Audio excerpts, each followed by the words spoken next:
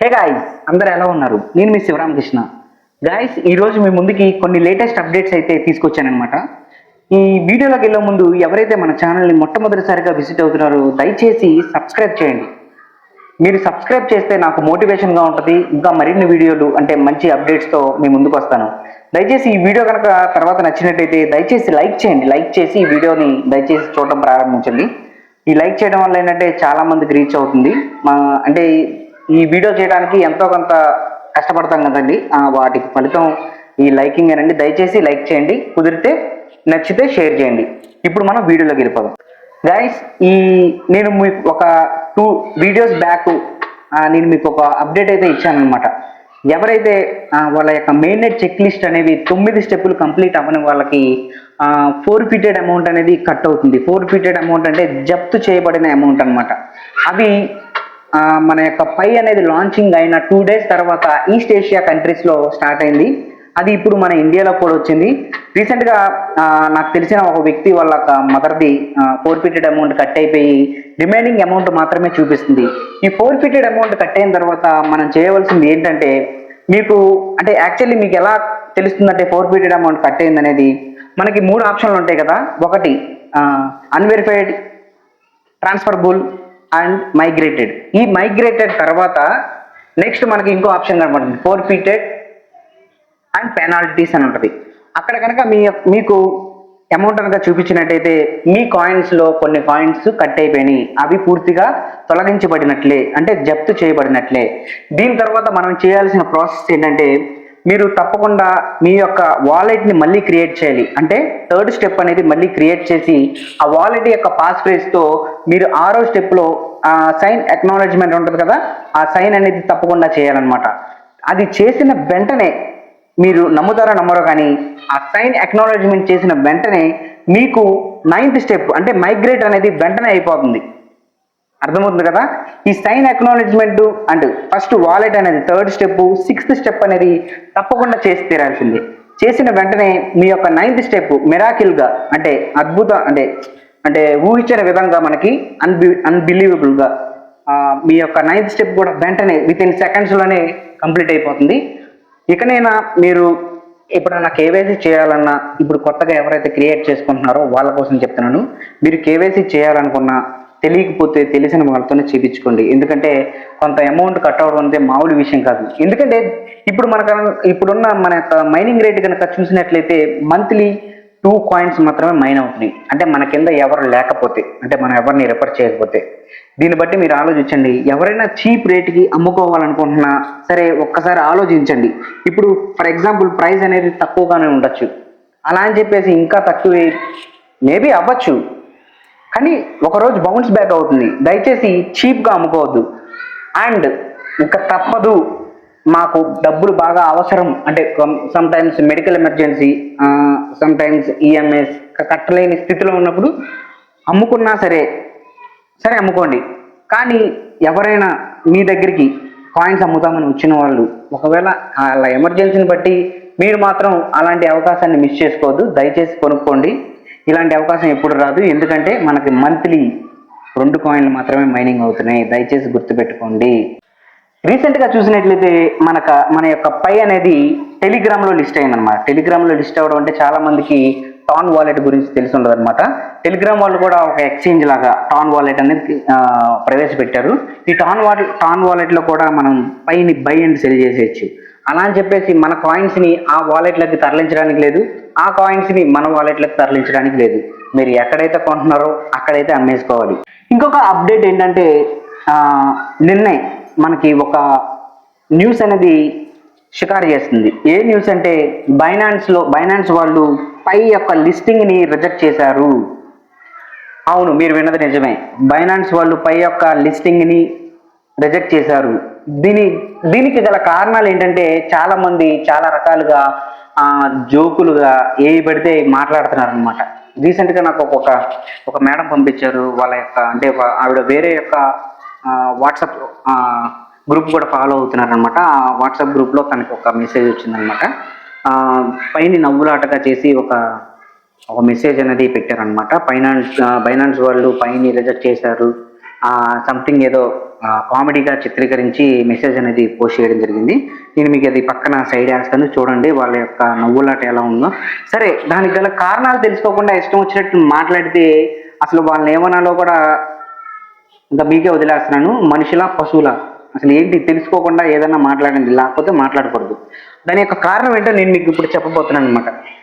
ఇప్పుడు కనుక మనం చూసినట్లయితే పై అనేది 2 రకాలుగా విభజించారు. ఒకటి ఓపెన్ మెయిన్ నెట్ మరియు ఓపెన్ నెట్వర్క్ అని. ఓపెన్ మెయిన్ నెట్ గురించి మాట్లాడుకుందాం. ఈ ఓపెన్ మెయిన్ నెట్ అంటే ఏంటంటే ఈ పై అనేది ఫుల్గా అంటే పూర్తిగా డీసెంట్రలైజ్డ్ బ్లాక్ చైన్ మీద రన్ అవుతుందన్నమాట. ఇలా రన్ అయిన తర్వాత పై కోర్ టీమ్ యొక్క ఆధీనంలో అది ఉండదు. ఓపెన్ మెయిన్ నెట్లో ఉన్నప్పుడు మన యొక్క పైని major exchanges like Binance, Coinbase ఇలాంటి వాటిల్లో మనం చూడవచ్చు అనమాట. ఇప్పుడు ఓపెన్ నెట్వర్క్ అంటే తెలుసుకుందాం. ఓపెన్ నెట్వర్క్ అంటే పార్షియల్గా ఓపెన్ అయినట్టు. ఇప్పుడు ప్రజెంట్ ఉన్నది ఏంటంటే ఓపెన్ నెట్వర్క్లోనే ఉన్నాం, ఇంకా మనకి ఫుల్లీ ఓపెన్ మెయిన్ నెట్లోకి వెళ్ళలేదు. దయచేసి ఇది గమనించండి. సో బైనాన్స్ వాళ్ళు ఏం చేశారంటే మీది ఇంకా మంది ఓపెన్ నెట్వర్క్లోనే ఉంది, మీది ఫుల్గా ఓపెన్ మెయిన్ నెట్లోకి వెళ్ళిన తర్వాత మాత్రమే మేము లిస్ట్ చేసుకుంటాం. ఎందుకంటే అప్పటి వరకు ఇది బ్లాక్ చైన్, ఏది డీసెంట్రలైజ్డ్ బ్లాక్ చైన్ మీద రన్ అవ్వట్లేదు. కాబట్టి ఇలా రన్ అవునప్పుడు ఏమవుతుందంటే మన యొక్క కాయిన్స్ కి సెక్యూరిటీ అనేది ఉండదు. ఎప్పుడైతే డీసెంట్రలైజ్డ్ ఎక్స్చేంజ్ లోకి వెళ్తుందో అప్పుడు మాత్రమే మన యొక్క కాయిన్స్ కి సెక్యూరిటీ అనేది ఉంటుందన్నమాట. డీసెంట్రలైజ్డ్ ఎక్స్చేంజ్ లోకి వెళ్తే మన కాయిన్స్ ని ఎవరు హ్యాక్ చేయడానికి కూడా ఉండదు. రీసెంట్ గా బైబిట్ వాడికి చూసారు కదా ఇథీరియం ఎంత హ్యాక్ చేశారో.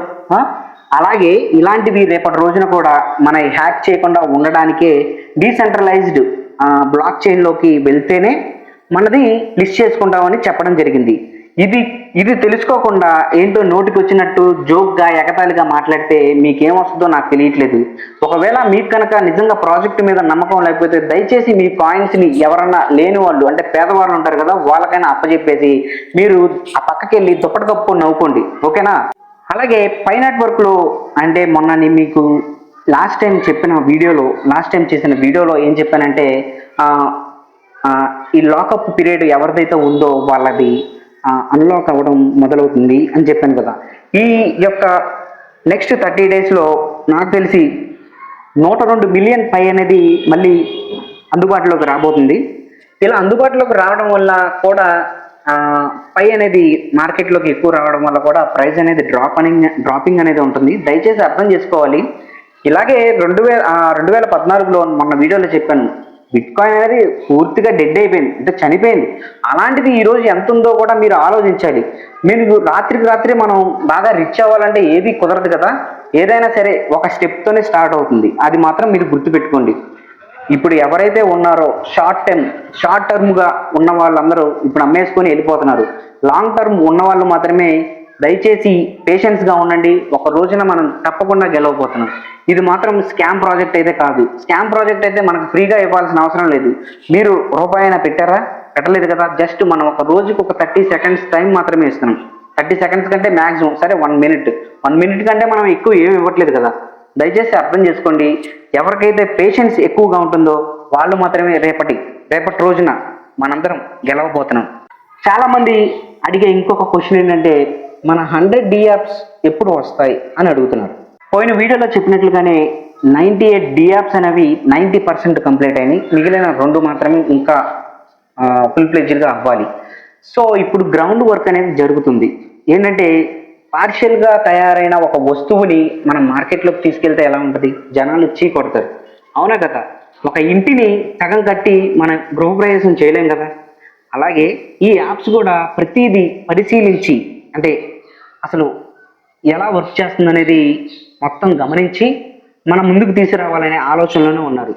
ఇప్పుడు మనం సగం కట్టిన ఇంట్లోకి వెళ్తే మనం ఎలా ఉంటుంది? బాగోదు కదా. అదే ఏందిరా ఇది అనుకుంటాం. సో అలాగే ఈ యాప్స్ కూడా చాలా అంటే చాలా వరకు ఇప్పుడు ఒక యాప్ని మీరు తయారు చేసి కోర్ టీమ్ దగ్గర తీసుకెళ్ళి ఇదిగోండి ఇది మా ప్రాజెక్టు, ఇది ఎలా ఉందో చూడండి అన్నప్పుడు అందులో తప్పులు దొరుకుతాయి కదా. అవి తీసుకెళ్ళి మళ్ళీ వాళ్ళకి ఇచ్చి వాళ్ళు రెక్టిఫై చేసి మళ్ళీ చూపించి సో దీనికి కొంచెం టైం పడుతుంది. మరి అలా అయితే మన పైని ఎందుకు తొందరగా లాంచ్ చేశారు?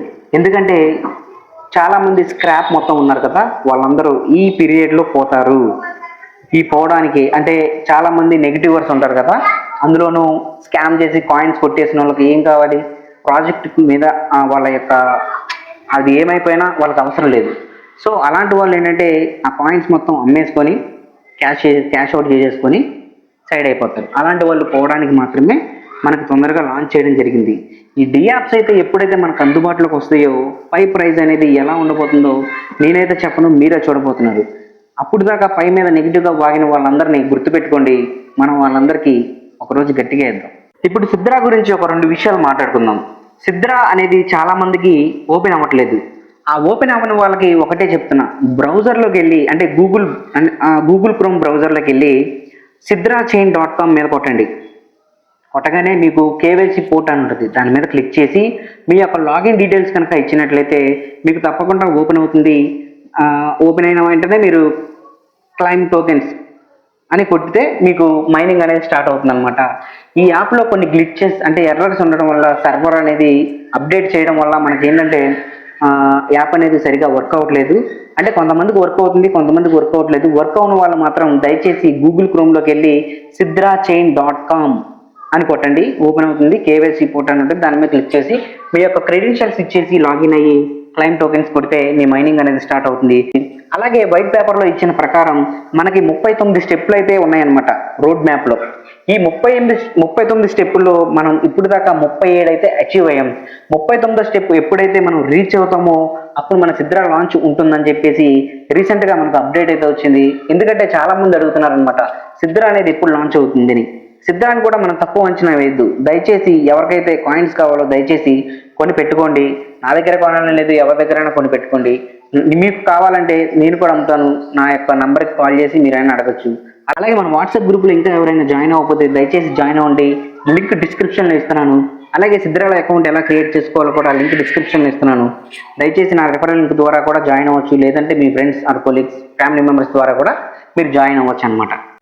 ఈ వీడియోకి వెళ్తే ఫ్రెండ్స్, ఈ వీడియో కనుక నిజంగా మీకు నచ్చినట్టయితే దయచేసి లైక్ చేయండి. ఫస్ట్ లైక్ చేసి షేర్ చేసి సబ్స్క్రైబ్ చేసుకోండి. ఇదే నాకు మీరు ఇచ్చే motivations. Thank you so much.